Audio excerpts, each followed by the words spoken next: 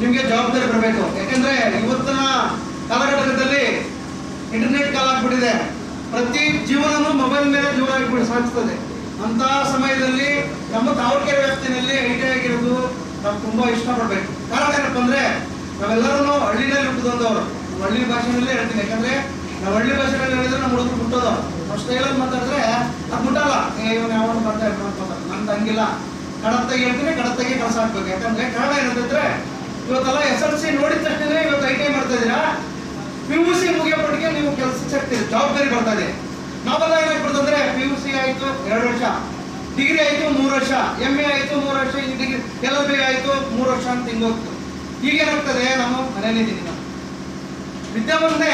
ನನಗೆ government job ಸಿಗ್ಬೇಕಂದ್ರೆ ಓದಿದ್ದಲ್ಲ, talented ಆಗಬೇಕು, ವಿದ್ಯಾವಂತರಾಗಬೇಕು, ನಾವು ಒಳ್ಳೆ ವ್ಯಕ್ತಿಯಾಗಿ ಬದುಕಬೇಕು ಅಂತ. ನೀವು ಸಹ ನಿಮ್ಮ ಕುಟುಂಬಕ್ಕೆ ಮಾದರಿ ಆಗ್ಬೇಕಂತ ಇವತ್ತು ITI ಮಾಡ್ತಾ ಇದ್ದೀರಾ. ನಿಮ್ಗೆ ಗೊತ್ತಿದ್ದೋ ಗೊತ್ತಿರೋದೋ